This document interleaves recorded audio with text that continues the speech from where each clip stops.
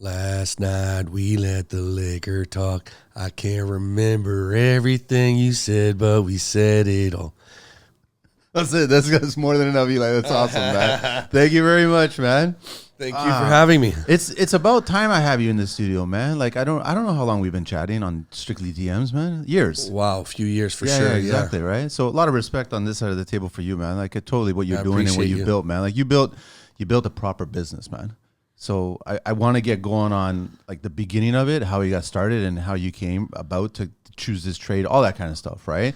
I want to first do a quick shout out to the Covenant boys there, Covenant Cabinetry out there in Kitchener. Right on. I think so. I might be making a mistake. My memory's going, right? So we got Eli here, Yakub. Elie Yakub. Yeah, Elie Yakub. And then _plumbing_expert on Instagram. And his website is theplumbingexpert.com. You can reach him at info@theplumbingexpert.ca. And the phone number is 1-800-659-1879. How long have you been doing this? I've been in the trade for 23 years. How young are you? I'm 40 years young. Man, I'm still always the oldest guy in the room, man. But you're the best looking guy in the room. Thank you. Appreciate it, man. It goes with the gray. They love the salt and pepper, the women. It's getting old, but you know, that's good. All the moving parts are still working. So that's like, I'm good on that. God bless, bro. No, that's all. It's good, right? So I know we were talking just before we got into the mic here that you're one of a few because your culture doesn't really get into the plumbing trade, right? So my culture, they do. It's just that my culture. In Canada, I guess. Yeah, in Canada, it's more rare. So I'm from the Middle East originally. I mean, I came here when I was 5, so I'm really like Canadian. Yeah. But like my father, he's in the construction trade. Well, the mechanical trades. It's a little bit different out there. It's not the same codes. It's different type of piping. He was in the trade there? Oh yeah. So both my father, my grandfather, most of my uncles are in the mechanical trades. However, there it's not just plumbing; it's more like pipe fitting. Oh. So it's a little different. And when you're working in like, so I'm from like right in the Middle East, so I'm Lebanese. Yeah. And so when there's no work and no war, obviously in that part of the world, they travel in and around that area. For looking for work. Yeah. So like Dubai, Saudi Arabia, Emirates, things like that. And everything's built the same way, kind of mechanically speaking? Correct. So like you have European plumbing, you have Middle Eastern plumbing, and then you have like Canadian plumbing. Yeah. And it's just like construction. So here we have wooden structures, over there have the concrete structures. Which is your block structure, right? Exactly. You got it. Yeah. So it's interesting. Are you guys over there like the British where it's the reverse, hot's on the right? No. So you guys are left. Yeah, hot's always on the left. There's different type of things. So like here, every fixture has a trap. So like a sink has a trap. Your toilets are integral, whatnot. Over there, they have something called a regar. They call it regar. But basically it's like a main trap for the whole building. And then so there's one pipe that goes all the way down, collects everything. Yeah. And one pipe through the roof. And then everything gets collected to the bottom. And that's where it reduces the smell from coming up. So it's completely different than Canadian plumbing. So how do you get the flow movement? I mean, with OBC here, it's like they're so critical about traps everywhere. But they're giving us a little bit more leeway on how far venting could be now. Correct. So like, I mean, it's not that far off of what we do. Here we call it wet venting. Yeah. Over there, everything is basically wet vented. So everything comes off a main stack and it just ties in, but it doesn't have its own trap and its own vent. It's all on the stack, basically. Yeah. And then it goes into a big, basically like a compartment, and then from that compartment to the sewers.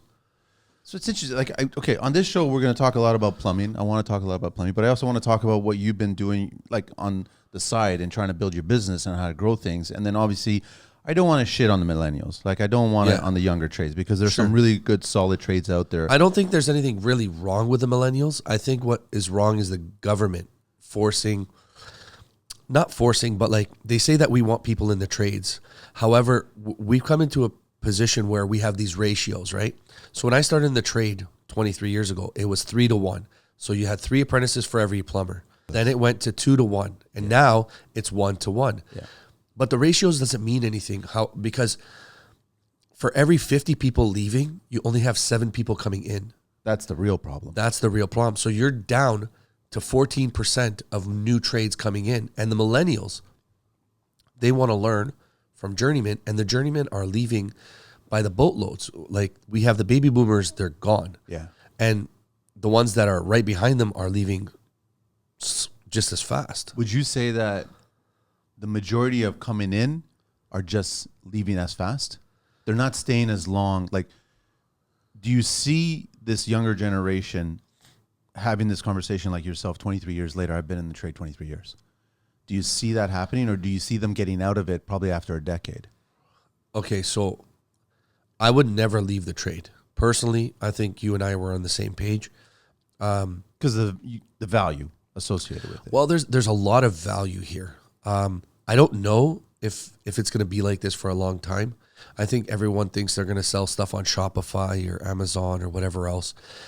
The guys that I've had have learned what I've had to teach them, moved on. I mean, I've been in school and taught at Humber and done different types of different things. So there's a lot more than just the business that you could see with myself personally. But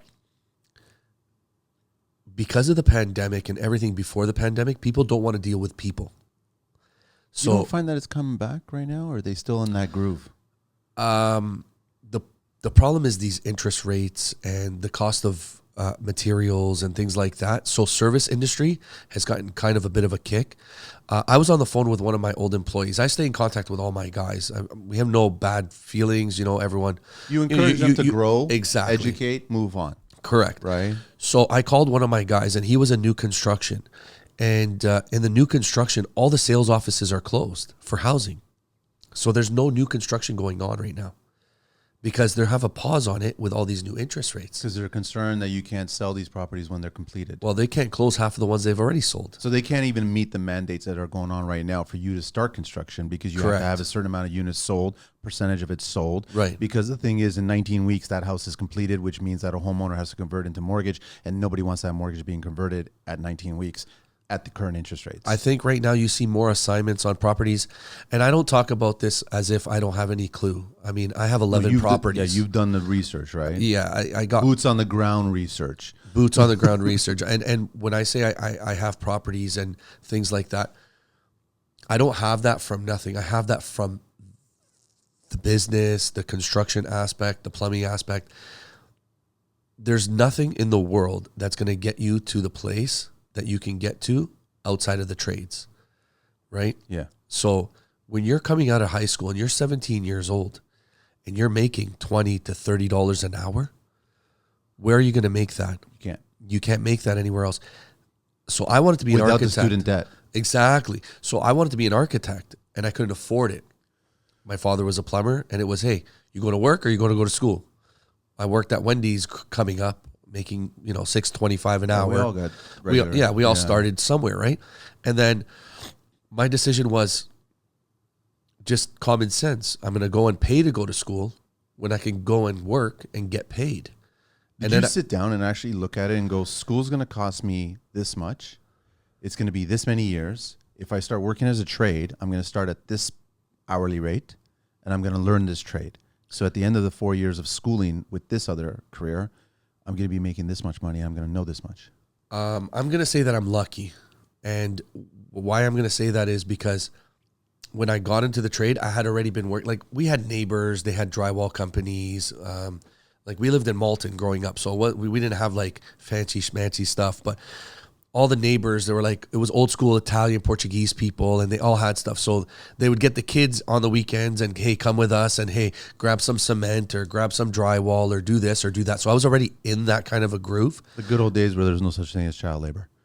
Right. Well, it wasn't really child labor. No, it was. They would throw you 20 or 40 back then. 20, 40 bucks. That was huge, right? You know what I mean? You worked out and you got some exercise out of it, and you worked with some bags, right? And you worked with your buddy and his dad, and you just got to like in the groove, and there was nothing like it because it was refreshing. It was better than going to school in a sense, It was an education. It was an education. Right? So I was fortunate that I did go that route, and then it just made sense to me. So my story is very different because I got directly right into real estate the day I got into the industry. At what age? I I've been doing plumbing since I was 14, really, because my father would help me knick-knack, this, that, whatever else. But I got into the trade at 17, like technically right out of high school. We did a co-op with a company down in Mississauga. Then I got into a company down in like Dufferin and Steeles. And then I got into the union. And when I got into the union, my eyes just lit up. And it was like, wow, I went from making $6.25 an hour to $12.13 an hour as a first year overnight. Yeah. And it was like, I just doubled my pay, right?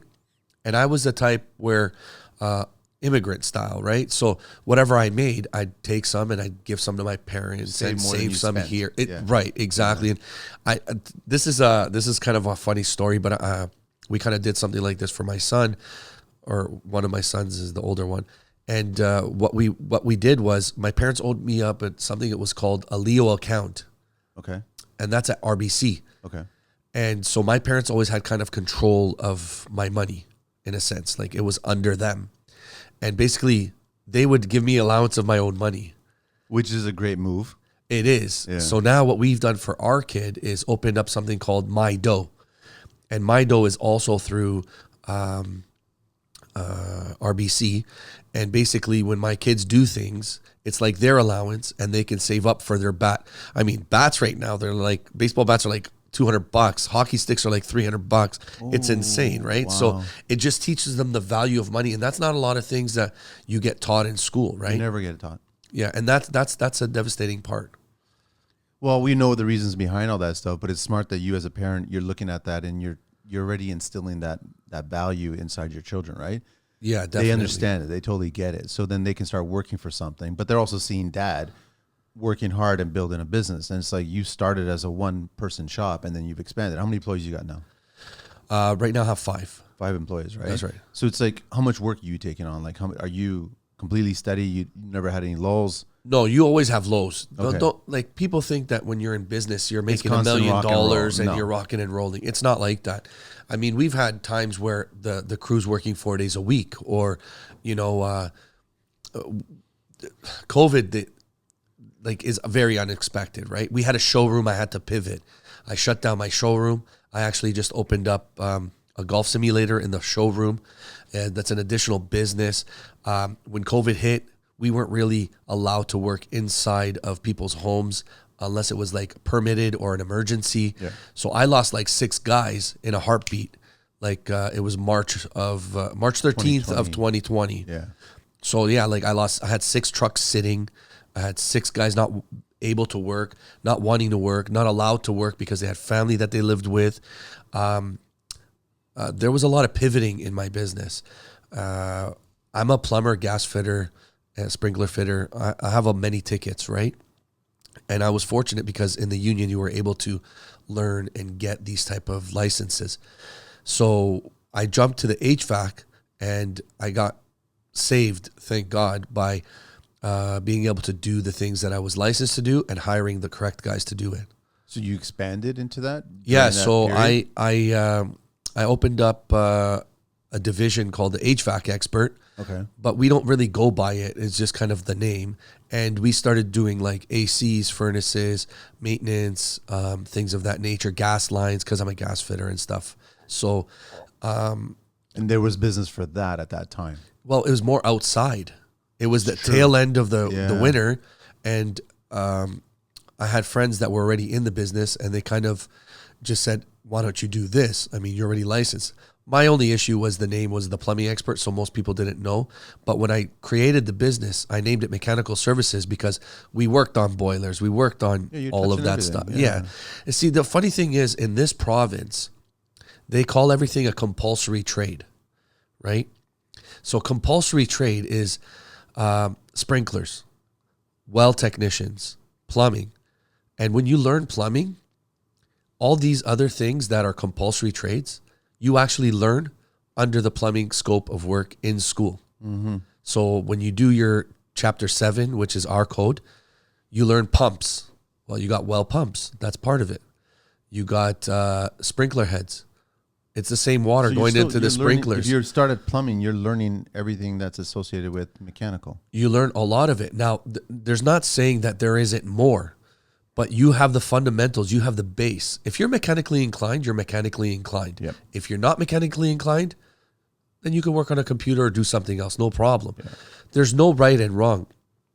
But here we have this money grab for every license. Instead of allowing people to do more work and not have to worry about, oh, I can't do this because of that. So if you're in Alberta, in Calgary, once you get your plumbing ticket, you automatically get your gas ticket, you get many other tickets, and you're allowed to work on multiple things in a shorter amount of time. So why do they do that there and not here? Is it just because the population's here? I think it's because it's monetary. So if you have these many licenses, you have to pay for these many licenses every year. So, regulation, just... Yeah, it's. But doesn't that also, to be honest, discourage younger trades to get in because they don't want to start spending all this money to upkeep all these tickets? So when we started, there was called the Ministry of Labor. Yeah. They had the control of all your licensing, and we paid $60 for 3 years for a license. Then they came out with another company, I think it was Skilled Trades. Yep. Then they started taking $120 a year per ticket. And now they went and they changed it to Skilled Trades Ontario or something like that. I can't even keep up with them. They keep changing every couple of years. And it's not discouraging. I think it's not motivating because people that want to get in the industry, they want to get into it for multiple reasons. Now there's people that want to get into it for monetary reasons, and there's people that want to get into it because they like to work with their hands. I own a business, but my favorite part of the whole business is being on the tools. Really? I hate being in the office. I can't stand it. But you don't like building the business? So it's not about building the business. It's working with the guys. Okay, so it's the crew. That's right. It's the vibe that you get off of the crew. 100%. That's what it is, right? Yeah. Which I know exactly what you're talking about. It's a different vibe when you got the right crew and the right people around you. Everybody's on they're sync. Yeah. Right? And it totally flows that way. I want to ask you, during that funny time, the guys that were off, did they return and do the mechanical, go down that route, or did they stay off and not come back? No, I got most of my guys back. Okay. Some guys moved and things like that, which happens. I mean, when you're in this industry, you're going to see a lot of rotating doors. People coming, people going, and that's normal. People like move. I personally have moved every 5 years. And I think that's the average these days. Yeah. And you reinvent yourself kind of idea. Sort of, yeah. So like we lived in Etobicoke, then we lived in Malton, then Etobicoke, then Brampton, and now we live in Mono, which is basically Orangeville. Yeah. And, you want the best for all of your guys all the time, right? But where we are now, I've kind of changed our scope by opening up another virtual office in Mississauga, so that way I can keep more of my guys without saying, hey, look, we only have one hub in Orangeville. Because we're north and there's no highways. Yeah. We have, it's nicer commute, to be honest, because it takes you an hour to get from one side of Toronto to the other side of Toronto. So for me, I prefer to be up north. Well, you could move faster around the city. And what I've had conversations with specifically plumbing trades that have been in the business a long time. You're talking about maybe 30, 40 years. When I've actually chatted with them, they would tell me back in the day that they could get to 5 different job sites in one day. Today, that's impossible. Especially in the core. If you're trying to travel around the core, you can't get to 5 different job sites to do what you need to do. You guys go in, if you're roughing out, if you're setting up, if you're finishing, you're servicing or whatever, it's hard for them to get onto a job site, go on the road, get to another job site, and then get on the road again. They can't reach 5 as an individual. Right? So if you've got a huge company, you can navigate the crew. You can go, listen, you're going to start on the west, you're going to start in the central, you're going to start in the east or whatever it is, and you focus on that area. That's efficient as a business, right? But when you got 1-man, 2-man shops or whatever, it becomes more challenging. So they have to, I guess, plan their day, plan their week, plan their job sites. But sometimes job sites are not ready, so they can't go in and do that. So now they have to try to renegotiate their navigation skills and then try to figure out, how do I maximize it? Because you guys being on the road, you're not making money. So yeah, that's the one thing my father always told me, and that's kind of why I've changed a lot of my vision on a lot of different things. If you want to get your hair cut, you have to go to the barber. Yeah. Right? That means you're going there. Yeah. No one sees the time of a tradesperson on the road. No one sees the time of the not calculated. tradesperson Yeah. going to get the material. Nope. Nobody sees the time that it takes to set up before you even get to a job. No one sees the person that's in the office taking the calls. So when we charge what we charge, we're not charging just for the time that we're there, right? Like our break-even cost is $200 an hour. That's the break Right? even. That's a break-even cost. So we have a shop. So if you're a one-man show and you have a van, that's nothing. You're working out of home. You already have your house bills. So It's simple. we have a whole nother shop. And if you want to go and look at any kind of rental, I mean, I won't talk about anyone in particular, but an office that's 15 by 15 is $2,500. Yeah. Right? So imagine you have an office that's 15 by 15, and then you have another 2,500 square foot shop that's stocked with material, with, fittings, staff, administrative, heating, cooling, water, all of that stuff. You got your plumbing taken care of, though. You know what? It's so funny because my plumbing is the worst plumbing. No, it's like not, a shoe. man. I'm just joking. No, it's not. But you're right, and I love that you actually painted that picture, because homeowners or clients or anybody else you're dealing with that's servicing, that's requisitioning you to come and do the work, they just see you arriving on the site. That's right. They don't see anything behind that. They don't see what it took to get you on that site. Yeah. Regarding the tools that you put together, the assembly that you put together regarding your truck or how you're going to work, the supplies that you had to go pick up beforehand, Sure. day before, week before, whatever, ordered, special order, all that stuff. They don't see any of that stuff. They just see you entering their site and like, what took you so long? It's kind of mentality, which... Well, someone calls you and says, hey, can you change a toilet? It's not about the half an hour or hour it takes you to change the toilet. It's about the windshield that broke. It's about the 4 tires that you had to change for summer and winter. It's about the uniform that the guys are wearing. It's about the boot covers that you got on them, the gloves, the glasses, the safety, the training. There's so much more than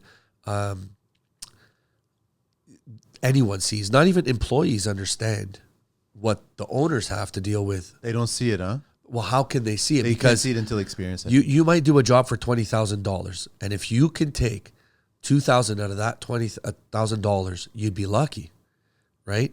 So, and then people are always looking for deals, and hey, listen, I look for them too, and so does everyone else, no problem. But everything costs money, and if we're not paying to have that done, it's just not getting done. And if we're not making that money, guess what? We're not spending it. Mm-hmm. So we have to spend equally as much as we make, right? Then you got sponsorships like hockey and baseball and soccer and everything else, right? Well, you got your own personal life and family life. You got everything going on. Sure, but you want to help the community that you're in. Yeah. Right? You want to contribute. Of course. We're in 4 arenas. We're on banners. We're just about everywhere. I'll tell you something. We were in so many different things, and both of them went bankrupt. We were in this thing called the Welcome Wagon in Tottenham, Alliston, New Tecumseh area. Yeah. They were in business for over 20 years.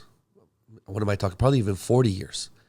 And during the pandemic, what they would do is before the pandemic anyways, they would take baskets of new construction, new homeowners that just finished their construction, and they would drop off a basket. You'd have pens in there and different gifts, and hey, we could do your filtration, we could do your plumbing, we could do your heating, we could do this, that, and the other. Pandemic came, they were out of business. Yeah, because they couldn't. They couldn't go into people's homes. Yeah. So we used to pay about $3.25 just Be a part of that. per household. How many households are we talking? Whatever they did. If they did 50 a month, you did that times 50. If they did 100, you paid that times 100. What was the ratio that you were getting? Like when you did, if you're giving out 50 of them, you're being a part of 50 of them.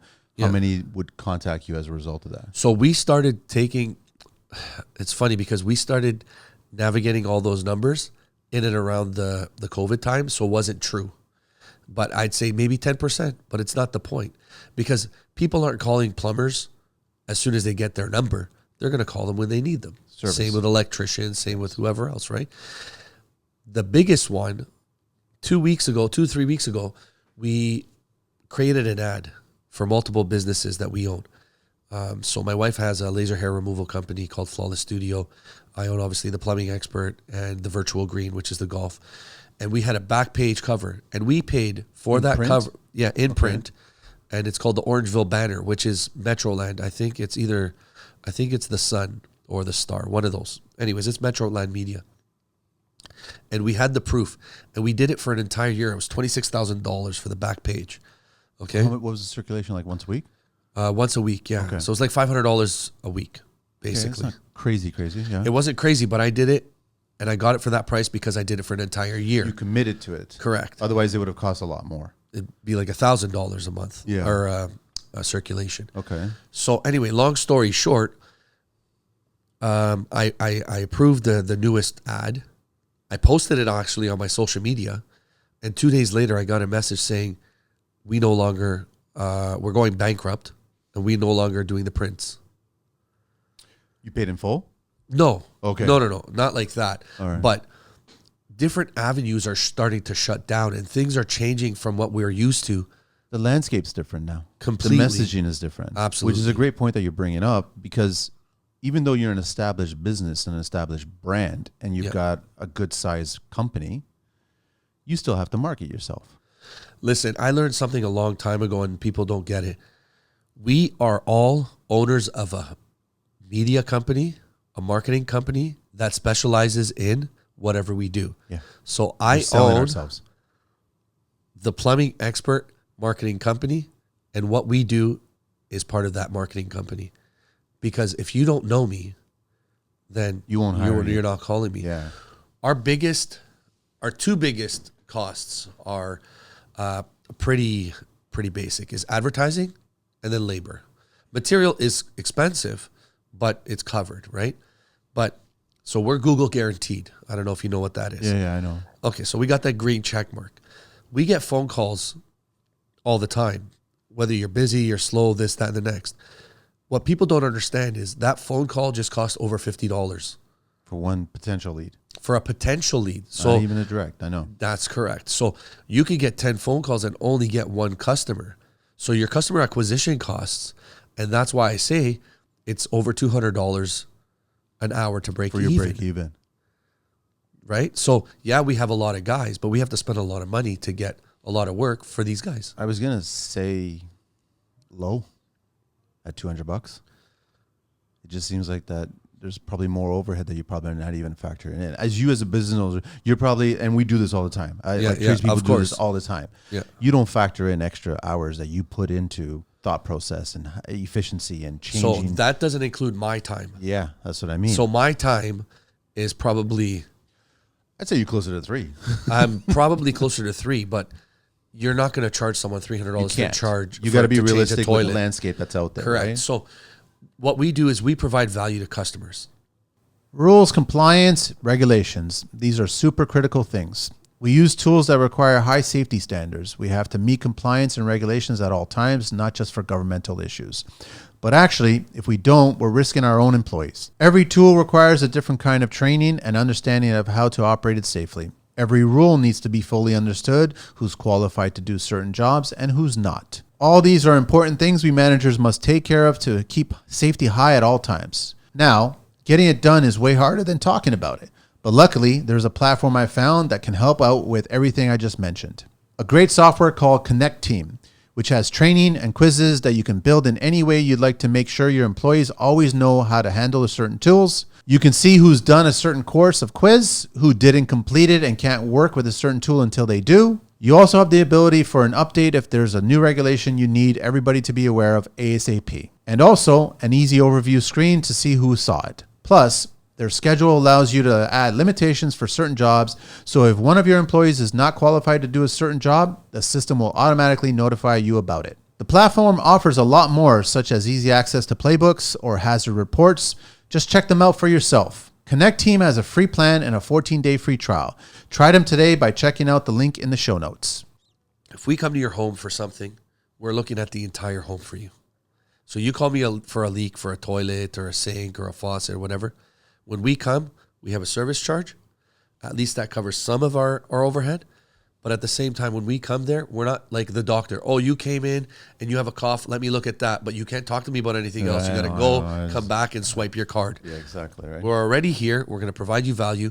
These are the type of things. Oh, your house is 30, 40, 50 years old. You don't have valves underneath your sinks. We can do that for you. We can write up a quote, and then we can do that next time. we're not trying to sell you what you don't need. If I can't sell it to my own grandmother or mother, I wouldn't sell it to you, right? And we call it providing value. We don't call it sales. It is sales, but we prevent you from preventative maintenance. Here's the problem is that you get a lot of homeowners think that once the home is finished, it's finished. You don't need to do anything other than maybe mow the lawn. Like, and it's not the case.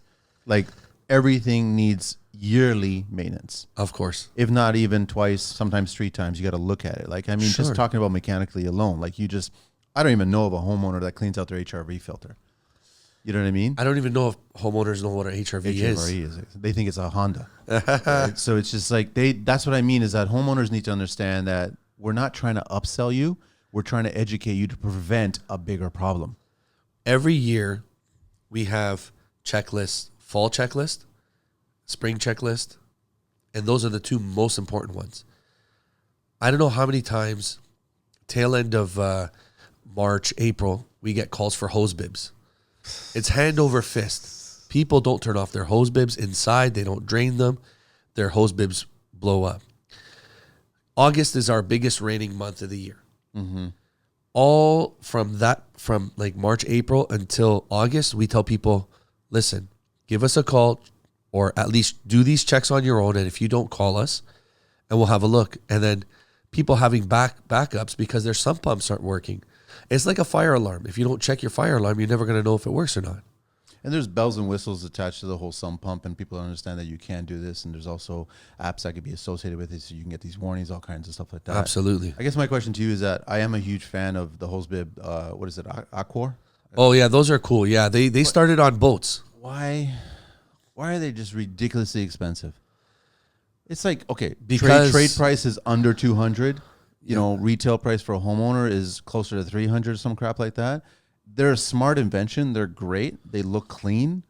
But they're just so expensive, man. So I can relate with that with everything else. Okay. It's not for everyone. Some people or some manufacturers try to push things to the 1%ers and things to That's a good point. the 99%ers. Yeah, that's a good point. Us as tradespeople, or my company anyways, I can't talk for everyone, is more for the middle class. Because there are more people in the middle class than there is in the 1%. Of course. Because there's only 1% of them. Yeah. Right? And it's not that we can't do it. We can do it. But every company sets their prices accordingly, right? So I was watching a show the other day. I don't know if it was Dragon's Den or Shark Tank. And they got a painter from Montreal. And he does a beautiful painting. They got robots literally doing 12-layer paintings, selling it for 10% the price. And it's legalized by the original painter. So they make some sort of money from it. But do you want the original or do you want the robot one? They've devised a way to mimic the artists on an robotic with the pressure points of the paint stroke. That's very sad, man. It's crazy. So like it's in every way.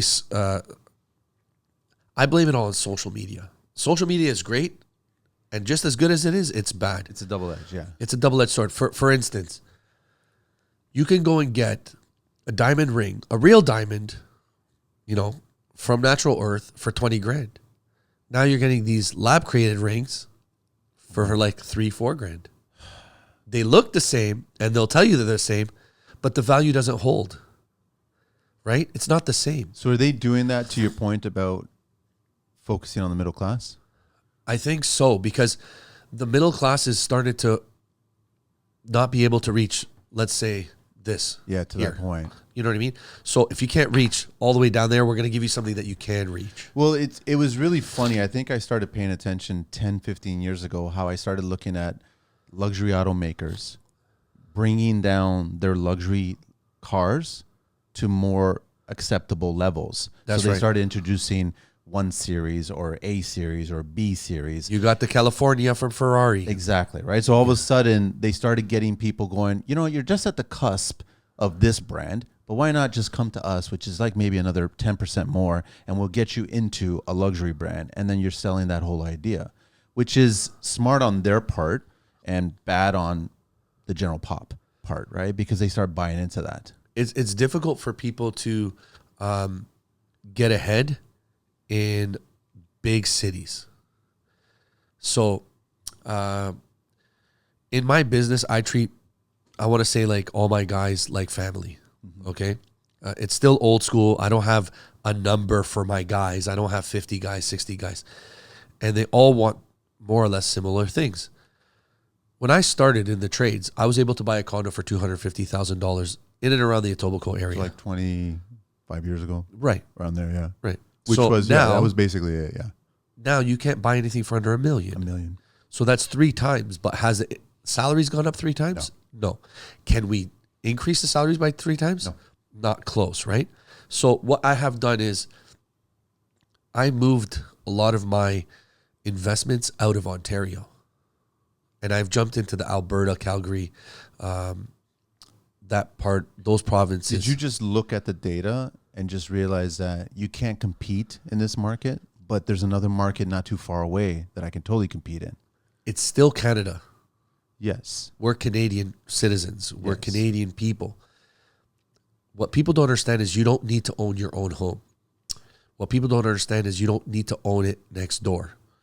What people don't understand is there is a place for you to get ahead if you just don't have what I call tunnel vision or horse vision. You know, when the horses have those things on their head and they only see in front of them. Yeah. You have to be awake. You have to be able to look outside the box.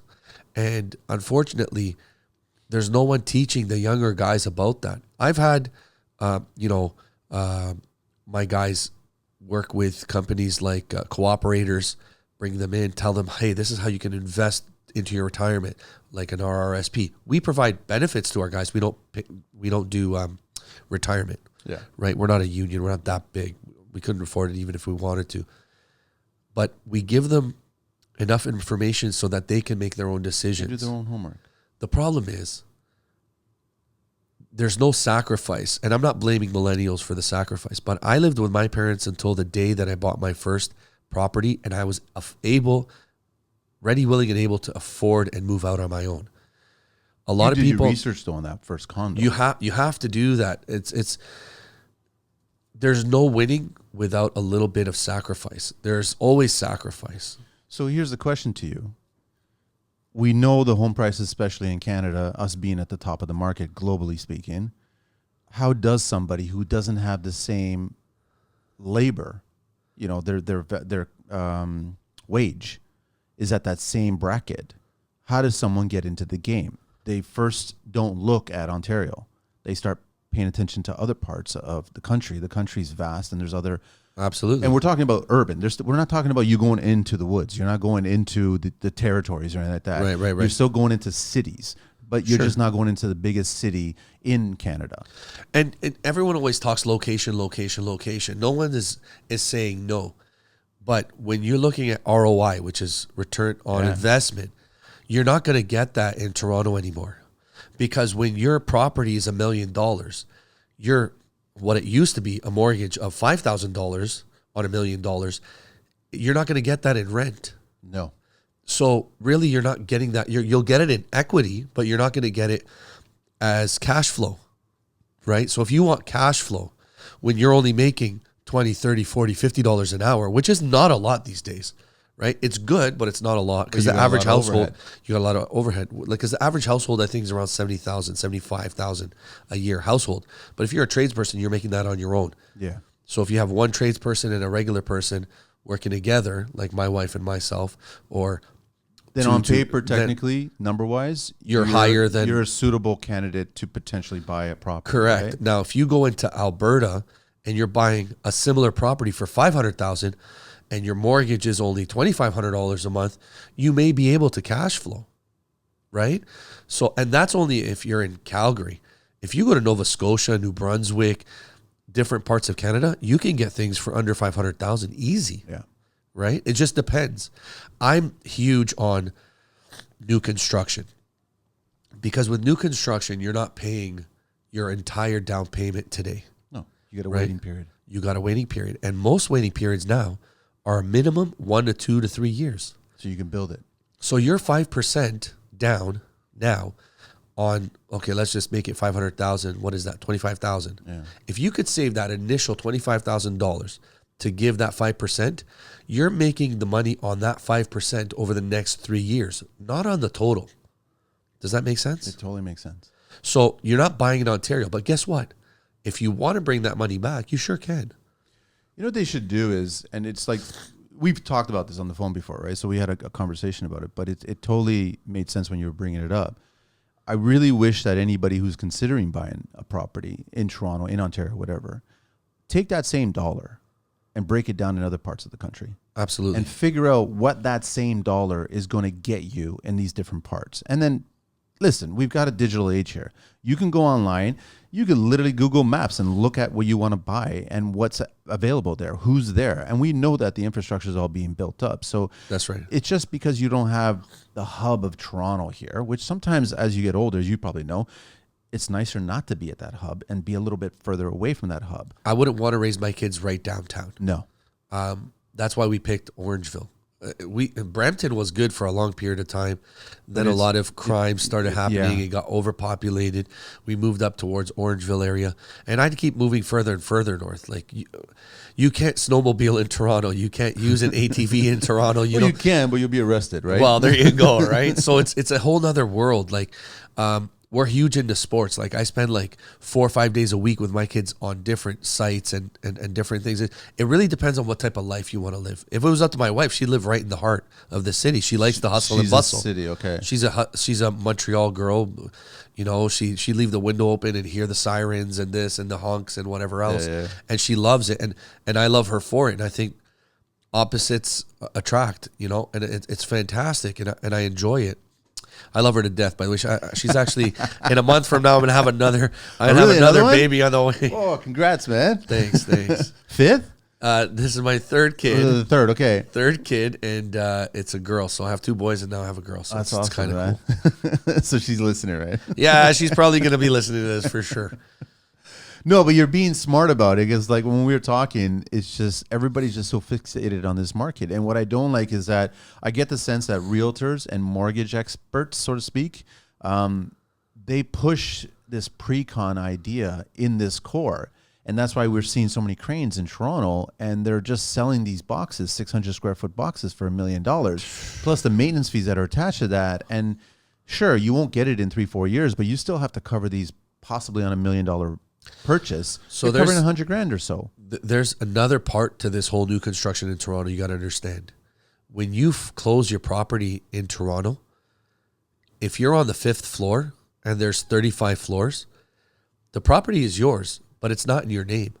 So you could be paying for a year or two sort of a mortgage, but it's not into your mortgage. You'll be paying the builder to carry that property. It's construction mortgage at that That's point. Correct. That's right. I didn't realize that. Okay. Yeah. So like if you're they on the want to do 5th the floor, transfer sooner, so then until the title is in your name, which they can't do until the entire building is closed, you can't do that. So I'm not against condos, but if you're going to get a condo, get one on the top floor, right? Because then it'll be closer to completion. Yeah. And then they might be able to close that property. I think every investment's a good investment depending on your situation, if that makes sense. Like I personally don't want to buy anything in Toronto or anything near Toronto, to be, as a matter of fact. Because you looked at what's there. Well, first of all, you got double the transfer tax. You know, I mean, we're paying tax upon tax upon tax. Insane. You can't escape it. Insane. So the more fees associated to new construction. Exactly. And then when you're in Ontario, outside of like Alberta, we're double taxed here on our GST. Yeah, it's insane. So here we pay 13%. I think Calgary is like 7%. Is there a rumor that they're going to knock off the tax on anything trade related, building related?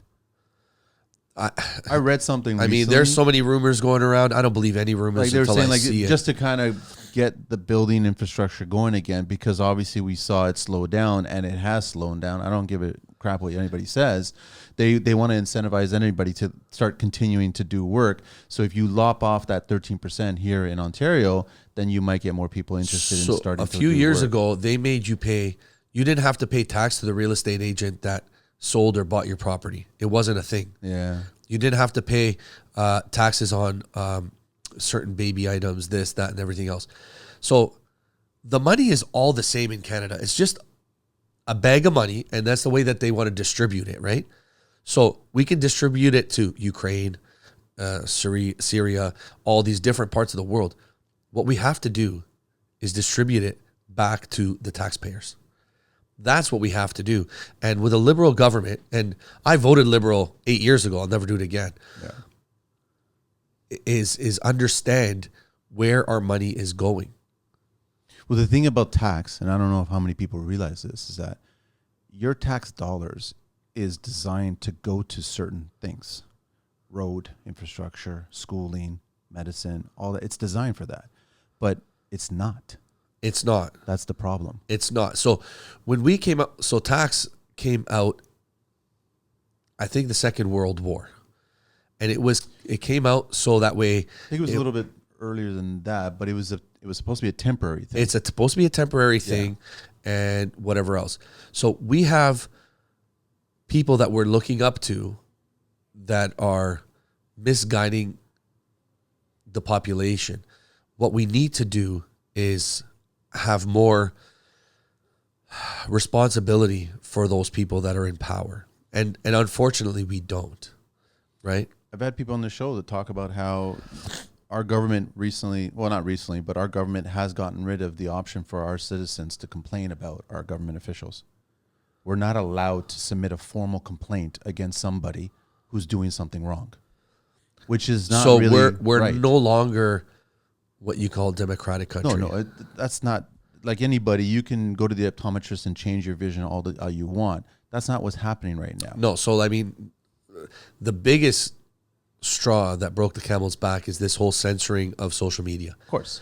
Right? So if you and I are talking about something and they don't want us allow it online, that's it. It's done. Well, that's what recently they attached podcasts now Right. to C11, right? Bill C11, which is, and that was a lot to do with what the fiasco that happened in Parliament recently, right? Where somebody wasn't vetted and all of a sudden he just connects podcasts to it. So anybody speaking negatively on a podcast about it, your podcast can be shut down, which is like, it's a scary thing. Isn't the podcast the last way for us to actually just speak openly about and have a conversation? It's not about saying who's right or wrong. It's just about you're getting an opportunity where the media has dropped that ball decades ago. They were 100%. always supposed to give you both sides of the story. They never gave you the both sides of the story. And for the majority of podcasts out there that people are building and they're sharing stories, they do give you both sides of the story. So we're not saying that I'm right, you're right, I'm wrong, you're wrong. We're not saying this that. is open conversation. Exactly. That's all it is. But the thing is, the moment that you start suggesting to shut down open conversation, that's an issue. That's right. You can't do that, right? So you should be allowed to at least plant a thought, share your thought. You may not agree with me, but that's totally up to you. But at least I can share my concerns of something, right? Yeah. So we've had a conversation outside of here about different things going on, and I think you know, but I have another business starting up in Florida. It's a little bit more conservative based. It's called Lakewood Home Services. We have a website and everything else. Right now, it's not full throttle, but why Florida? Why'd you choose Florida? Let's say it's a red state. Okay. It's got great weather. It's got great activities. It's safe for the most part. Gated. You can be in gated communities, absolutely. And the population in Florida alone is over 22 million people. Wow. And so Canada's around 30 some odd million. 38 or so and change. But this is just one state. I know. And then on the other end, you got the same thing with California, right? That's correct. No, I wouldn't go to California. You're going to pay me to go to California. I think there's more homeless people in California than the rest of the world. California's a mess right now. It's a disaster. Yeah. I would stay in like a red state if you like that type of thing. I'd be in Texas, Arizona, Florida. And what are you doing? You're offering services? We're going to be doing a lot of different services. Yeah, it'll be like general handyman services, water filtration, drain cleaning. It's not going to be strictly plumbing. I learned my lesson because when I named this company, the cream of the crop of all trades, and I hate to say it, is the plumbing trade. Okay, when we discuss it, and most of my best friends are electricians, and we jab at each other. And you've had a lot of them on here, you know. Of course. So you had David saying, I'll be honest. Yeah, you guys have a better ride. Like it's just. I'm not saying no. I think we do. The only thing is it's a dirtier job, right? Yes. For the service people. For most new construction, people don't understand that it's actually not that bad. There's only parts of it being bad, but I mean, electrical has the same thing. But I think that growth-wise and to build a brand and to monetize more, plumbing. I think. It's a catch-22. So like when I bought my house, I didn't do plumbing upgrades, right? When you bought a brand new. When I bought a brand new house, I would suggest don't do a single upgrade. I have a different thought about that. The only one I'll that I would explain to upgrade is the height of the basement. No, so I agree but disagree. Okay. So, and I'll tell you why. Things cost a lot more money from the builder. Of course. Okay, agreed. You totally 100%. Well, that's okay. Three That's where times they make more. money. They Yeah. make money from Correct. the upgrades. So, but now I'm going to give you a different thought, and then maybe I'll change your mind. Sure. Okay, so you buy a house, and I did it myself, right? My floors were $17,000 as an upgrade. Okay, so we have like this 7-inch hand scraped plank flooring, whatnot. Now, that floor was $17,000 on my mortgage. When you finish Now your I know where you're house going. Yeah, now I know where you're going. and you got to spend, okay, $10,000, you got to pull that out direct Yeah. or take a separate loan. When you get a mortgage loan, you're getting it, well, then was around 2-3%. Now it's 5%, right? So if I only keep my house for a short period of time, did I pay for that entire floor? I know what you mean. You get what I'm I saying? totally get what you're saying. So there's yes and no. I agree with a lot of things. I agree with doing all of your upgrades on the basement, raising that. I'm more about the structural. The structural, sure. Because you can never change the height of the basement. So if you want Sure. to, but they do gouge you quite a bit just to go from an 8 to a 9-foot basement. But you can't do it after. You can't. It's impossible to do it. Right. After, So you're right about that. My thing is, my frame of thought is, you have to value the time of, okay, if I do want to do a renovation after, am I going to have to be put up in a hotel? Am I going to have to move all my wife and I, we talk about building our own house all the time. Buying a house, gutting it, this, that, and the other. There's two factors. You can do that if you're capable and able and willing to afford another property to live in. To carry two. If not, you're better off buying from a builder, let them do it, spend the money on it, flip it, and you made the money on that property. going back to the school analogy, Yes. you can go and become an architect, and you're paying all this money. So you go and buy a house, but now you're renting a property to stay there while you're building this dream home of yours. That's correct. So it's like as much money, and you're pulling money to build, but you're paying money to live. That's correct. It's an expense that you shouldn't be looking at, That's correct. right? So when you're doing a new construction and you're getting these upgrades and you're not paying for them up front, are you really paying for them? Yeah, you got to factor it in everything. You have to So there's always two sides. Like on the back of this here, it's not finished. On this side, it's finished. Yeah. You see what I'm saying? Yeah. There's always two sides to the coin. What's today's generation? Are they even looking down that line that far? Are they paying attention to the possibilities of sacrifice today, work your ass off to get to a certain point so then you can actually pull this off? Or are they just looking for the next dollar? They've just given up? It's not totally given up. It's just, it's almost feel like defeat for them. You know what I mean? Like, versus when I'm you're never their going to age? be able to do this. And you want to give them motivation. You want to give them confidence. And I think what's lacking now is confidence. Big time confidence. Did you have it when you were younger? Or did your thought process give you that? I grew up in a different time. Yeah. I'd wake up at 4 a.m. to go to work, to be at the shop for, like, to be ready by 5, to get to the shop for 6, to be at the job for 7. That doesn't happen anymore. Doesn't exist, eh? That doesn't, like, no one goes to like, back when I was in construction, to save, back then, parking was $15 or $20. To save that $20, I'd wake up an extra hour early, drive to the shop, sit in the back of a van with no seats, no seat belts, no nothing, to save that $20. That doesn't happen. How many cars are on the road nowadays? It's too many. There's a lot of cars on the road. No one drives together. No one carpools, right? I'm not saying what I did was right. What I'm saying is there were sacrifices that were made that probably you did too, Yeah. that aren't being made now. And everyone expects the same for less. So there's this meme kind of thing online, and it was a coach talking to his players, and he says, lazy people want something for nothing, and hardworking people always question if they're doing enough. It's true. You know what I mean? So when you work as an employee, you think about, okay, I'm working from 7 to 3 or 7 to 4 or 9 to 5 or whatever else. You're just thinking about that particular time. Yep. I don't know how many times you and I have been on the phone. There's no beginning and there's no end. No. And this is what people don't understand, is that before they even, like, not they, but a lot of people open up their eyes, we're already done 3, 4, 5 different things. And that's why we're getting to where we are. You know, I had my father growing up, and he used to tell me, just get your license. Just get your license. And I used to work with these guys that were ruthless, man. Old school, like Italians, Napolitan guys that would yell and scream at you, throw hard hats at you, hammers and stuff. And we worked hard, man. Mm-hmm.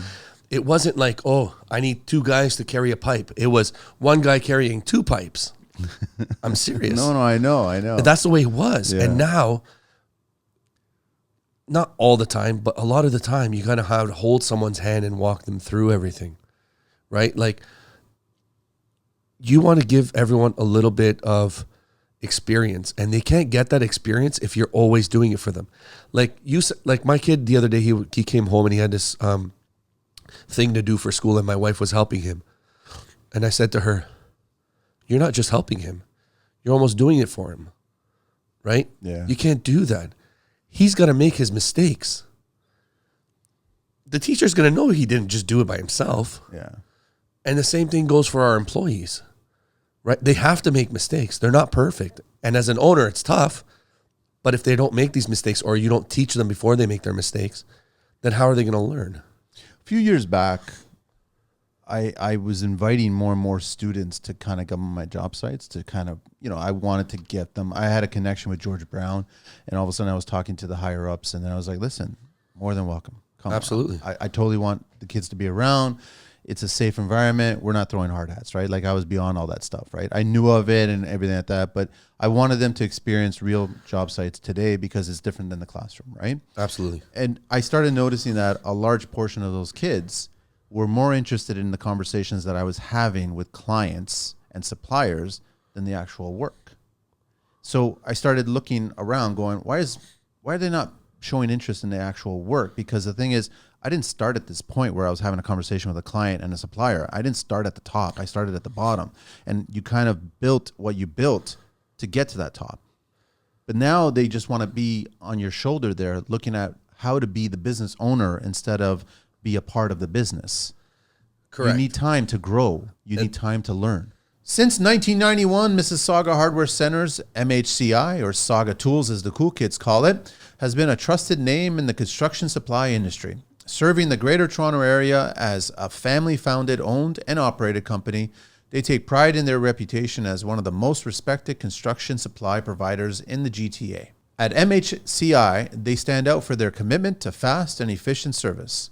Their team of friendly, courteous, and knowledgeable staff is available to assist you with any questions you may have. They understand the importance of product knowledge and strive to provide an unsurpassed level of expertise to their valued customers. They take pride in their ability to purchase large volumes of products directly from manufacturers worldwide. This enables them to pass on substantial savings to their customers. Whether you're embarking on a do-it-yourself project, constructing a multi-million-dollar building, or involved in city infrastructure development, their products and prices remain highly competitive within the industry. Order online at www.mississaugahardware.com, or better yet, go and visit them in person and always check out what's happening on their social at Mississauga Hardware Center with CENTRE. So the word apprenticeship is there for a reason, okay? An apprenticeship gives you hours to learn a part of the job. Now, if you are like one of these guys that follow like the Tony Robbins of the world, or their Grant Cardones and, these different type of guys, they always tell you, oh, well, get into a business and learn how they are doing it. Yes. But if you don't know what you're doing, the business is doing, that's not going to make you a great business owner.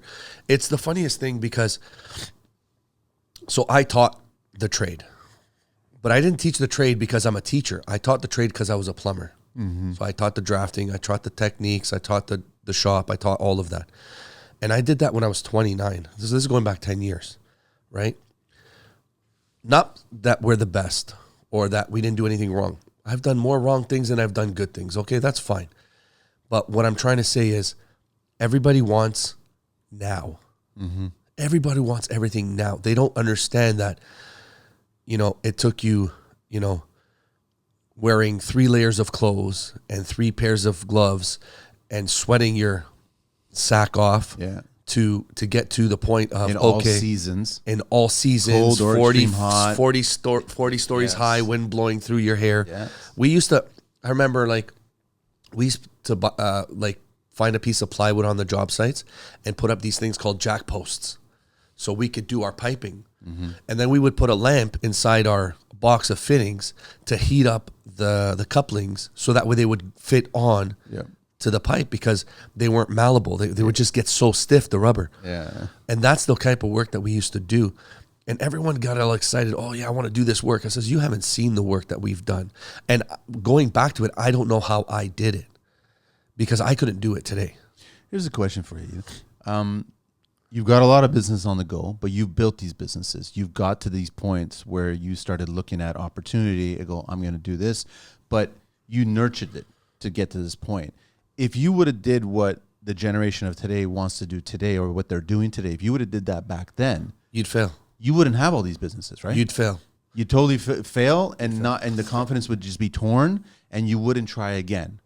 And so that's the problem is that you had smaller failures, many of them, to teach you to improve on the next one, to keep growing. Yeah, you don't win just with wins. You win with the failures. Yeah. And it's a weird saying, but you don't know what you don't know. And you might know what I know. I'm teaching you, talking to the customer and the suppliers and blah, blah, blah. But you don't know what you don't know, right? When the supplier's asking you for their money and the customer didn't pay you for your job, you didn't know that. How do you handle that situation? How do you handle that? Yeah. So I'll give you a perfect example. So let's say you make $100,000 a year. The bank is only allowed to loan you 10% of your yearly income. Okay. Now, if you have a running tab with a trade supplier and it hits $10,000 and your visa only covers $5,000, where do you come up with the other $5,000? And back in the day, before we did what Today you borrow. From where? It's harder now. Who's going to give you money now? Yeah, you can't. So back in the day, when a new construction job was happening or a renovation was happening, you would start the job and there were no such thing as a deposit. I can't start a job without a deposit. It's too risky. It's not just that it's too risky. I have to pay before the job is done. They're expecting payment. They're expecting Especially payment. in today's climate. I still remember days that, all of a sudden you start introducing e-transfer and it was gone into the day. I can't tell you the last time I wrote a check. It's just everything is just all transferred now. So it's like as soon as the job is completed, your employee has done it or your subtrade has done it, payment is made. That's correct. So you got to carry all that stuff. So like if you're not getting the funds for that, then who's covering at that point? Nobody. And you shouldn't be being the bank, so to speak. So you need to be running your business properly. So when I started this business, I was the bank. We all were. Yeah, we all were. We learned those lessons. We definitely did. And I hate to say this, but we have different level of clients. So we have A, B, C, and D clients. Yeah, which is normal. It's fine. Right? D clients are do not service clients. C clients are complaining clients. Do not service clients. Yeah, DNS clients. Yeah, okay. Straight up, there's people that we fire.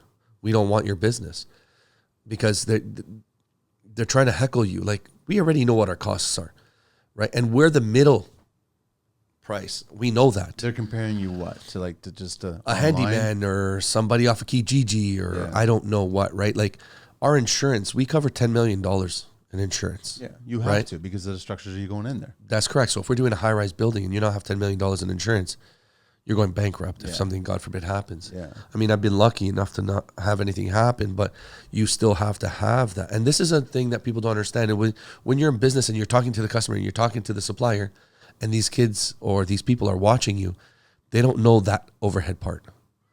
They don't know about the truck that was $40,000 is now $80,000. That's another big problem. Service and maintenance of that truck. Not just that, the price of trucks have gone through the roof. That's just pure greed. Well, so I have Nissan NVs, so they're walkable. Like they're over 6 feet tall. Yeah. They're no longer made. They don't make them anymore. Discontinue them? They discontinue them, So and now they're you one gotta of the look at best their trucks. competition, but now you're looking at $100,000 for a new van. Yeah, so I looked at the basic Mercedes, and you're around 80,000. A higher end Ford is around 80,000. The other day I looked at a dump truck because we do a lot of digs, and it was at GM, and this is like nothing fancy, just no leather, no nothing, no roof, no none of that fancy. So $117,000. The worst part is, and this always goes back to the government, is anything over $100,000 now becomes a luxury. So now you're paying 23%. Exactly. So is it, I don't want to say, is it not worth it being in the trades? Always worth being in the trades, better than anything else. But is it worth being in business? Isn't it absolutely scary that a tradesperson vehicle is now being classified as a luxury vehicle? Correct. All So the if you're in an more reason, if you're a F-150, smart tradesperson, you should be looking at older, used. you can't, because interest rates are ridiculous. They cost just as much as a new one now. So I went in and I looked for a truck at Ford. Yeah. Right? My truck, I have a limited. It is a luxury truck. The truck that I drive is a luxury truck, but it's a work truck. I have the fold over. I can put my laptop in there. I can work on it. I can pull my trailer with it, everything else. But I spend 8 hours a day in my truck. Yeah. You know what I mean? It's my office, right? It's like my office out of the office. Because going from job site to job site, seeing people, whatever. You want to be in something comfortable, good quality. You don't want to see me come to your house in a rust bucket. No. Right? You're going to be, who the hell is this guy? You know what I mean? There's that other factor as well, right? But you don't need to be coming in a $110,000 brand new spanking truck. So let's say you buy one that's used and it's $60,000, but you're paying $6,000 in interest a year. Yeah. Because it's 10% interest rate right now. It's insane. So you got caught in this catch-22. And then if you have a used vehicle, now you have maintenance. It's got to go in for a timing belt, or it's got to go in for oil changes, this, that, and that. Break-even point. Well, that's just the thing, right? Change it, right, dramatically. Of course. But then a lot of the younger trades don't realize that there's all this extra overhead until they actually create that grocery list. The day of the $100 an hour, or how much do you charge per hour, that's gone out the window. You can't charge per hour. You're going to be spinning your tires. What's the fluctuation price on plumbing fixtures these days? Like, I know certain guys are at certain points, and certain guys I know a lot of guys are getting over $1,000. They're asking for it per fixture. Per fixture. So we're probably in and around that mark, the $1,000 mark. Yeah. I mean, when I first started, it was $500. When I got into it, I there was jobs $350. Yeah, right. That maybe rough it, maybe just rough it. Yeah, so that was. But then you had finishing, was a little bit more. So the actual fixture itself and everything that was different, but that's just actually to run the line of new construction and get going. Yeah. You're about $350 at the time. Now you're probably around $1,000 a fixture. Yeah. Residential, commercial's different. Yeah. We did a job, or we quoted a job a couple of years ago, and then it went into fruition. It was a 3-story house with a commercial unit on the bottom, and we quoted it. We quoted it residential. Okay. And then they came in and said they had to be fire rated. Fire rated pipe is 8 times the price. So you can't do it at the price that you quoted. Commercial? That's correct. So then once it goes from floor to floor, and this is what kills me too, and this is the most ridiculous part. They have fire sprinklers. It's a wooden structure. And what's the necessity of it? Of a commercial grade. Right. It's a wooden structure. So why are we going from floor to floor with XFR? Did you bring that argument up? There's no point of arguing. Once it's spec'd, it's stamped, everything else, you know? So to change that, you technically would have to redraw, submit again, and then go. I'm not having any part of that. That's not my job. My job is to. That's correct. That's not my scope. We have another issue, and actually, we're in Halton right now, right? In Halton, I was doing a job not too far away from here, and we have dishwashers, Okay. commercial dishwashers. In Halton, they have a bylaw that the dishwasher goes into the grease interceptor. Okay. That doesn't make any sense because a dishwasher has high temperature. So if that's going into the grease interceptor, what happens? You're cooking the grease that's already in there. And then what's going to happen? It's going to go into the lines. Yeah. Does that make sense? No. No. So what happened was I got caught on it. The inspector said, oh, no, it's got to go into the grease interceptor. So what's my way out of it? And I'm already done. This is all underground, blah, blah, blah, whatever, right? And I had to get the permit or the drawing, the architect, to sign off and stamp that I did it correctly. Because we have provincial laws, we have federal laws, and then you have bylaws. So people think they know everything, but that's a thing that I came across and I got caught for. So that's one situation that I've learned from. There's another situation where I did a mucho burrito in Guelph on Edinburgh, and I did it in XFR fire rated piping. And there was no arguing with the inspector. He wanted it in copper. I had to cut out all of my XFR. But what was it spec'd? Fire rated. So why was he insistent on... Listen, you can't win. Sometimes you can't win. What was the reason why he wanted copper over fire? So it was behind a stove, but behind the stoves they had like cement board, right? So you're non-combustible material. Correct. And I'm in non-combustible material, and I'm in an open plenum. Fine, no problem. It was all legal. He didn't have it. He just wasn't having it. Maybe because I was out of town. I was in Brampton at the time, my business. I don't know. But when it comes to certain parts of certain jobs, there's no getting around it. And you got to get a pass to get paid. And it's not worth your time to contest that inspector, go to the No, supervisor? because the longer that takes, the longer you get paid. Delaying, and now you're not getting paid on the back end. And then you're getting back charged. You got to pay, yeah. And you're getting back charged Especially by the commercial, exactly. So there's Now you're losing money at that point. Absolutely. So it's actually better to just cut it out and do it the way Yeah, we had to cut everything like about an inch or two off the ground. We had to change it with mechanical joints and then put in copper. That makes no sense to me. Oh, that job I broke even, if I'm lucky. Because it was already done. It was already done. As per spec. That's correct. And then you're being told to do it a second time. That's right. With more expensive material. No. It was the labor that we lost on. Because there was a lot of fittings that I was able to save, but then there wasn't a lot of, like, you know what I mean? Who's going to keep sections of pipe? It's difficult. We're getting close to the end, man. I just want to do a little quick. What do you like brand-wise? Toilets and you've experienced all of them, like you've installed all of them. Yeah, pretty much. Who do you like? There's a couple. So I love the brand American Standard. Okay, American Standard is my go-to. go-to. Didn't they change recently because they got bought out by somebody else? So Sloan the Cadet Pro is always going to be the Cadet Pro. It's always made the same way, and that's another thing too you can discuss. Is like if you're going to install a toilet, it's a toilet. No, it's not. So a cheap toilet is not going to be glazed on the inside. It's not going to have a 3-inch outlet. It's not going to be this, that, and the next. American Standard is my go-to. That's what we sell. And we sell for like $1,000 for a toilet, right? I'll give everybody who's listening an analogy about not glazed traps in toilets, right? Absolutely. Take a paper towel and just wipe your cast iron skillet. There you go. It'll rip all up. So that's exactly what's going on there when it's not glazed. Correct. Right? So it's just like, I don't think I will ever allow a client to put in a non-glazed toilet. So it doesn't matter if you want to save money, it has to be at least glazed. Yeah, then you have insulated tanks, non-insulated tanks. You have single flush, dual flush. There's so many different things. And people are funny when they call, how much would it cost to install a toilet? What kind of toilet is it? I don't know. Do you have bells and whistles? Bells and whistles, or is it not? What kind of flange is it? And all of a sudden, absolutely, everything's changing these days, right? We installed a $12,000 toilet the other day. It was a never in my life did I ever think that I would see toilets at the cost of what vehicles were back in my high school days. This thing will take your blood pressure, for Christ's sake, almost.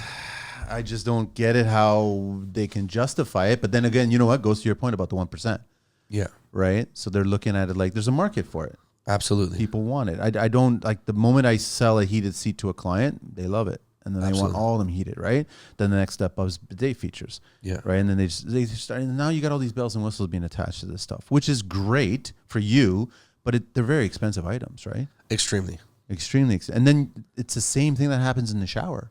That's right. Same thing happens in tubs. Like I actually love the fact when I sometimes find a gem and I find a really cheap cast iron tub, like an alcove cast iron tub, a cheap one. When I say cheap, $700. Yeah, if you're under $1,000, you're lucky. Yeah, that's what I mean. And I'm like, you guys nobody's buying this. It was like misordered or something like that. And it's like, what is that? Take the dust off of it. Okay, well, how much? And then you're like, okay, yeah, I'm taking that. Sure, why not? It's a pain in the ass to get it on the site and do it and use it, but like you'll never go wrong with a cast iron tub. No, it will last forever, right? And ever. So it's just like there's certain things, but then now you get into showers and people want multi-heads and digital components and all kinds of stuff. It's just insane. We did a digital thing with a company not far from here. They're on, it's called Watermarks. It's part of Marks.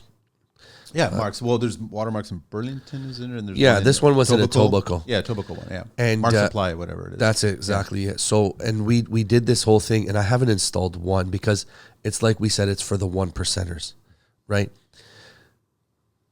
What are you doing in the shower to have 7,000 features, really? Like, I mean, I'm not like my kids. I like to jump in the shower, take my shower, and get out, right?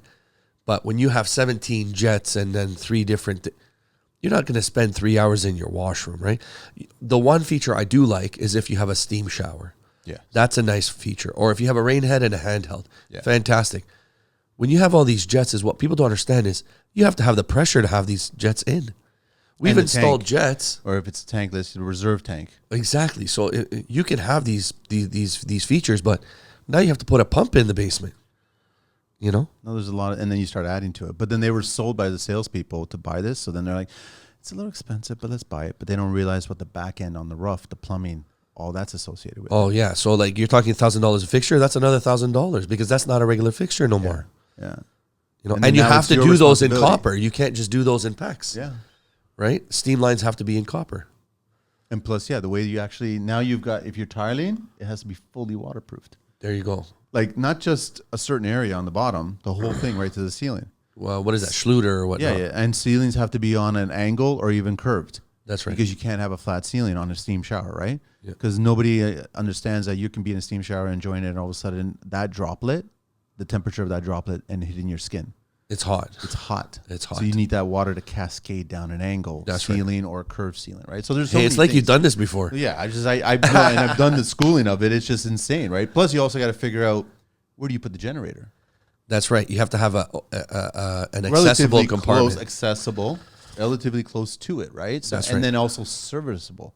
That's right. Because it will need service. That's the one thing that's very difficult with plumbing is telling people, like, first of all, nobody wants to have a box in their house. So, like, you know, this has to be flat, square, whatever. Yeah, I know. So you're like, okay, well, why don't we box the whole thing, make it like a coffered ceiling? The number one, when I was teaching in school, and I'm pretty sure they still do this, is they teach you and they start off by definitions. So the first definition is accessible or union or whatever else. When you go into someone's house, now you have nice looking accessible things like, I think they're called Aria vent type of boxes. The panels and everything. The panels. Yeah. They're a lot nicer than the ones that, you know, just clip in that were $20. You know what I mean? Springs. That's correct. Yeah. I still use those till today. I have them in my own basement. Yeah. I mean, I'm not that posh, whatever. Like, it's not the end of the world. They have their purpose and they work, right? So it's good. That's right. If it's in a closet, who cares, right? Because usually it's a shower and behind it is a closet, and that's where you're going to put that part. But it has to be accessible. But to your point, it's the way they're designing new homes. First floor is completely open. Wide open. So where do you hide this stuff? It's very difficult. Second floor, you're hearing people not putting closets anymore. That's right. They're doing actual furniture pieces in the rooms now. So then the rooms can feel bigger because the rooms have gotten smaller. Get rid of the closet, feels bigger again. So where do you hide it now?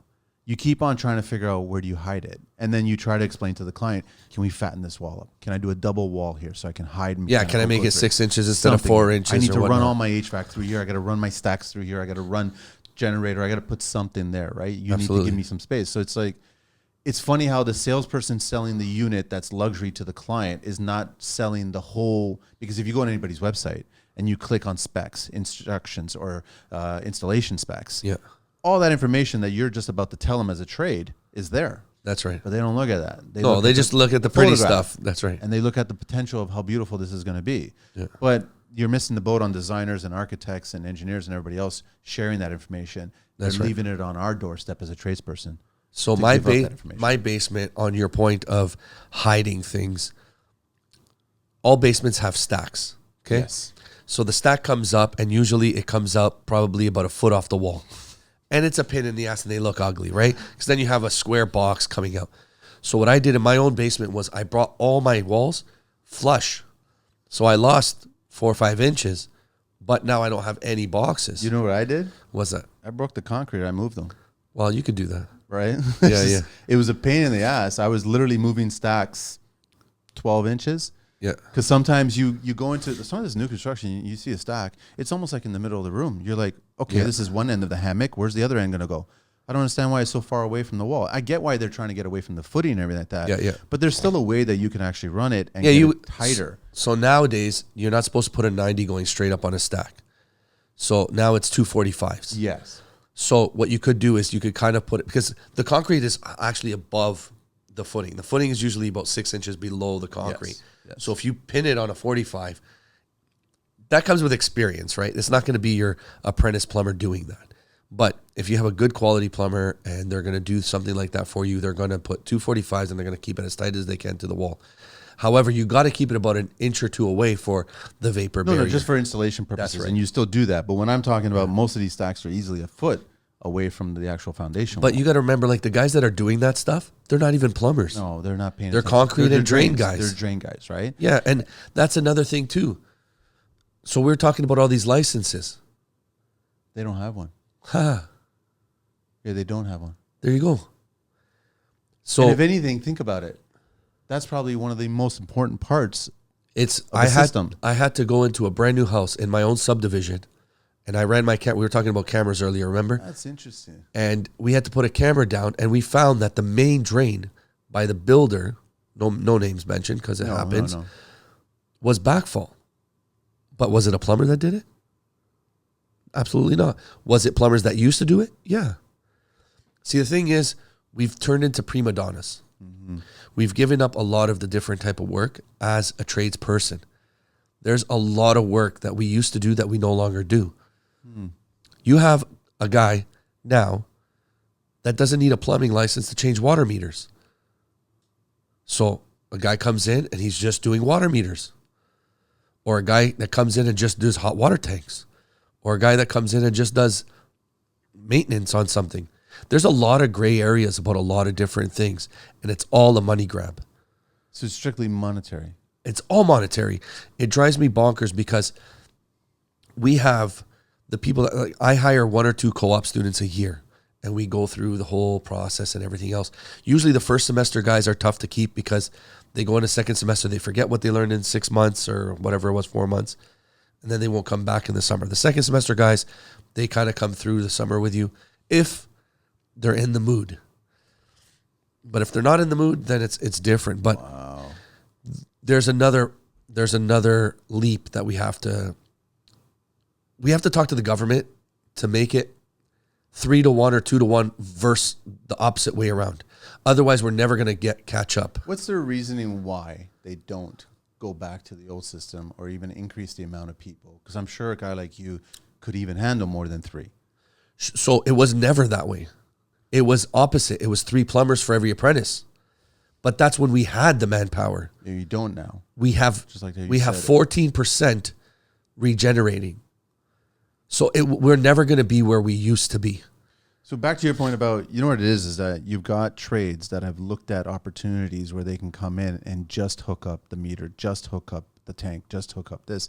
And they look at it like, I can do 5 of these a day and make X amount. Sure. And I don't have any of the responsibility. There's companies that just have contracts to do backflows. Yeah. Okay. And it's good money and just do it. And you don't even have to be a plumber to be backflows. You could be an apprentice, or you can be an engineer. You can have a different type of thing, but you can just specialize in one particular thing. For me, I gave a scenario to one of my apprentices the other day. I says, you use a Swiss Army knife. Okay. If you don't have that Phillips screwdriver, is it now a Swiss Army knife? No. If you don't have the flathead, or if you don't have the scissors, or if you don't have the pinching pliers, it's not a Swiss Army knife. It's a screwdriver. Right. When you become a tradesperson, you want to be the Swiss Army knife of tradespeople. Yep. You want to know how to do a little bit of everything. I love plumbing. I think the best trade, it's HVAC.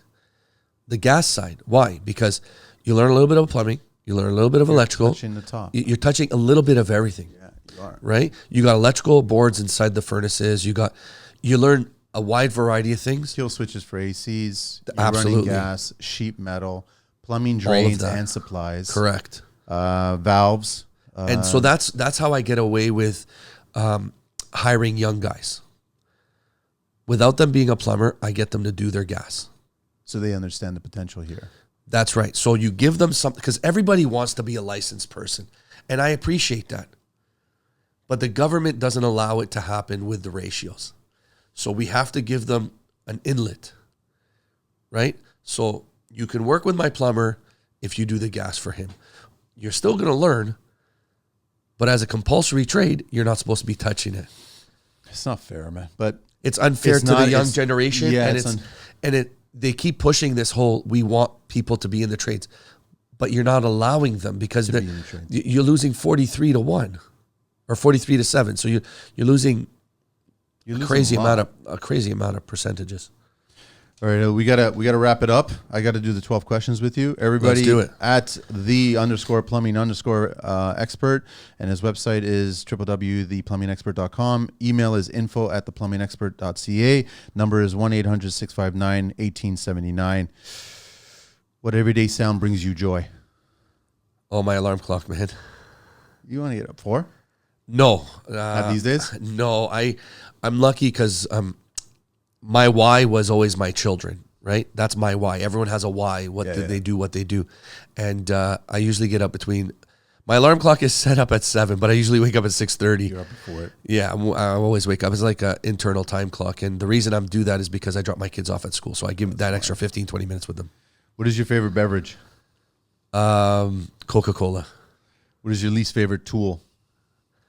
You're a Milwaukee guy, right? I was a Hilti guy. Now I'm more of a Milwaukee guy. My least favorite tool would probably be base and wrench. What turns you on creatively? Symmetry. Balance, eh? Balance, yeah. What word or concept do you find overused these days? Wow. What word? Oh, that's a good question. Balance. What's your favorite curse word?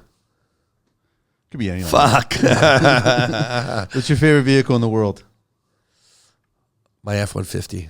You like that truck that much, huh? I love my F-150. I couldn't live without it. I've been in cars. I've been in everything else. My F-150 is my ride or die. What year is it? I got a 22. What do you miss from your childhood?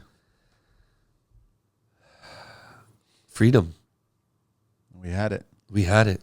Some point you lost it. You do. What term or phrase resonates with who you are?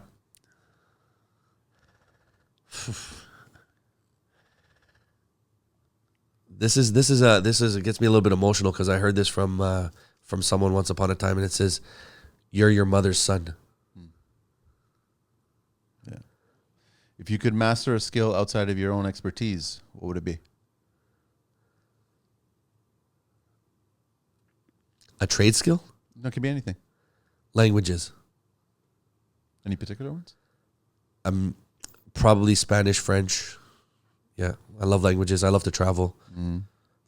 If you could speak to a historical figure, who would it be and what would you ask? Oh, wow. Historical figure.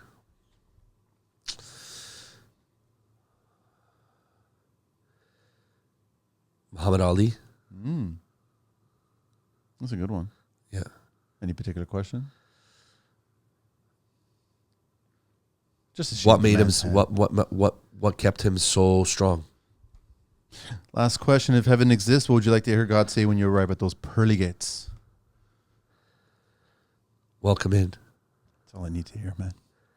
Appreciate your time, man. Honestly, thank you very much on the show and coming on and sharing so much. And I like conversations that are about the trade, but also about the life, right? Absolutely. And I think that there's a lot of opportunity, as you've expressed on this show, that I think that unfortunately it seems like the younger generation is becoming the 1%er.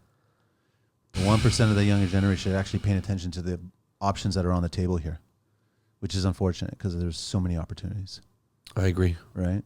So everybody reach out to him. You're always looking for work. You're looking for people?